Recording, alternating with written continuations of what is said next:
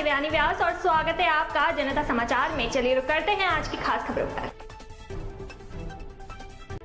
केंद्रीय संसदीय कार्य, कोयला और खान मंत्री और भाजपा के उत्तराखंड चुनाव प्रभारी प्रहलाद जोशी ने भाजपा प्रदेश मुख्यालय में पूर्व विधायक और दायित्वधारियों की बैठक में संबोधित करते हुए कहा कि प्रधानमंत्री नरेंद्र मोदी और मुख्यमंत्री पुष्कर सिंह धामी के विकास कार्यों की बदौलत जनता का विश्वास अर्जित किया है। उन्होंने दावा किया है कि उत्तराखंड में साल 2017 में हुए चुनाव के मुकाबले भाजपा इस बार ज्यादा सक्रिय है। भाजपा सरकार ने राज्य का विकास किया है। उन्होंने कहा कि कोरोना के दौरान उत्तराखंड सरकार का कुशल प्रबंधन रहा, अर्थव्यवस्था की दोबारा पटरी पर आ रही है। उन्होंने कहा कि नरेंद्र मोदी और भाजपा सरकार के तमाम विकास कार्य ही हमें 2022 चुनाव के मुद्दे में बड़ी जीत का कारण होगी। इसी आधार पर भाजपा पिछली बार से ज्यादा सीटें अगले साल जीतने का काम करेगी। बैठक में केंद्रीय मंत्री ने दायित्वधारियों और विधायकों को सुझाव भी दिया और उन सभी को सचेत किया कि चुनावी मैदान में रण क्षेत्र सजने शुरू हो गए हैं। सभी को अपने कौशल को धरातल तक ले जाते हुए लोगों को प्रेरित कर मतदान केंद्र तक ले जाना है। हर तरह का कार्यकर्ता 2022 की जीत का आधार होगा और हमें बहुत तेजी से कार्य करने हैं।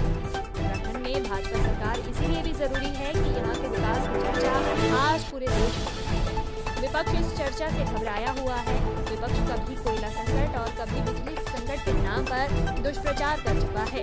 उन्होंने कहा कि विपक्षी झूठ की मंडी है और वो झूठ में मुबारक हासिल कर चुके हैं। आज देवभूमि उत्तराखंड समग्र विकास की ओर आगे बढ़ रहा है। जनसंपर्क अभियान के तहत घर घर जाकर सबको जोड़ना है।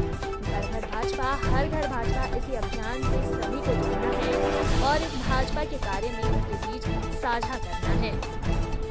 भाजपा प्रदेश अध्यक्ष मदन कौशिक ने चुनाव की दृष्टि से 50 दिन को महत्वपूर्ण बताया और उन्होंने बताया कि चिंतन बैठक में जो दिसंबर तक का रोडमैप तैयार किया गया है, पार्टी बहुत तेजी से उस पर आगे बढ़ रही है।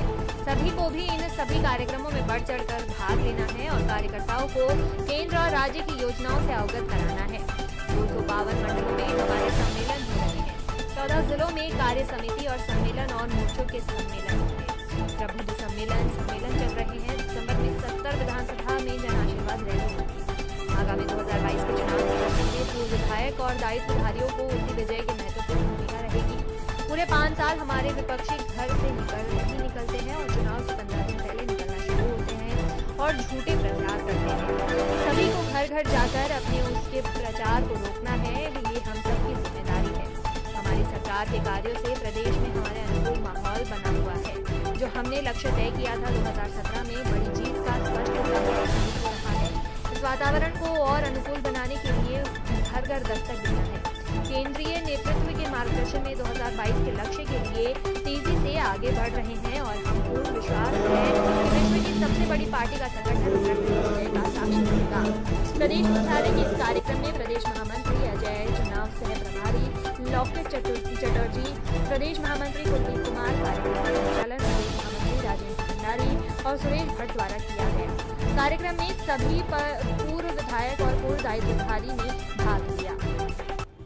मामला होगा वो चले गए, मैं इसमें टिप्पणी करना नहीं चाहता हूँ। चले गए, लेकिन अभी तो कोई नहीं जा रहा है। तो अननेसरली मीडिया न्यूज़ बनाने के लिए हमारा अपोजिशन पार्टी कोशिश करे, क्योंकि उनको यही एक मुद्दा है, तो और कोई मुद्दा नहीं, इसलिए ऐसे बात करते हैं। वास्तव में भारतीय जनता पार्टी में कोई जाने वाला नहीं है और ऐसे तो आने वाला है, मैं आपको बता रहा हूँ। सर हरीश रावत कहते हैं कि बीजेपी चुनाव से पहले मुझे सीबीआई जांच से मुझे अंदर कर उनके सीबीआई जांच ऑलरेडी केस चल रहा है कोर्ट में। नहीं, वो अगर कुछ किया नहीं तो डरता क्यों है? ऐसे देश में कानून का व्यवस्था है जी। ऐसे कोई भी किसी को जाके अंदर नहीं डाल सकते। You can not put somebody behind the bar by like, ऐसे नहीं होता है। वो कुछ किया है इसीलिए डरता है। पहले ही वो घटना होने से पहले ही वो सोच रहे, और जैसे कोर्ट में एंटीसिपेटरी बेल डालते हैं ना, ऐसे वो पहले ही बात कर रहे थे। ऐसे तो हमने इतने दिन से चला है, तो उनके पार्टी में ही उनका स्थिति ठीक नहीं है।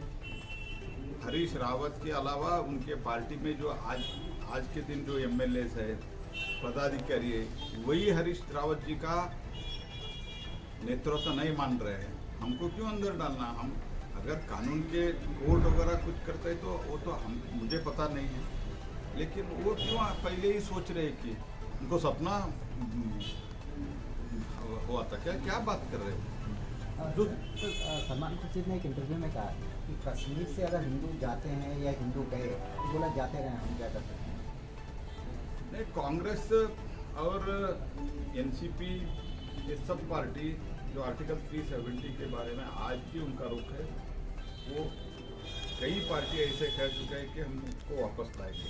ये सलमान खुर्शीद ने ऐसे कहा था पहले एक बार, इसीलिए उनके देश का अखंडता के बारे में मैं प्रश्न कर रहा हूँ। कांग्रेस उनका स्टैंड क्या है वो क्लैरिफाई करने दो, स्पष्ट करने दो। तो देश 370 के कारण कश्मीर, पूरा कश्मीर हमारा अखंड भारत के एक अविभाज्य अंग थे, लेकिन वो अधूरा था। वो जो था वो हमने पूरा किया है।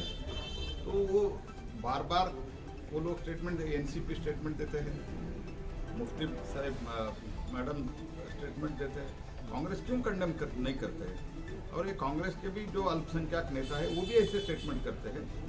इसीलिए वो हिंदू के खिलाफ है कांग्रेस पार्टी। ये तो इतिहास में प्रूव हो चुका है।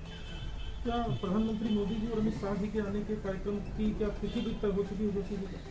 और कितने दौरे लगभग अभी आप लोग? अभी बहुत समय है। तो प्रधानमंत्री जी भी आएंगे, अमित शाह जी भी आएंगे, हमारा अध्यक्ष जी भी आएंगे, राष्ट्रीय अध्यक्ष नड्डा साहब भी आएंगे। उनका दौरा भी फिक्स हुआ है, डेट वगैरह प्रदेश अध्यक्ष बाद में आपको बताएंगे।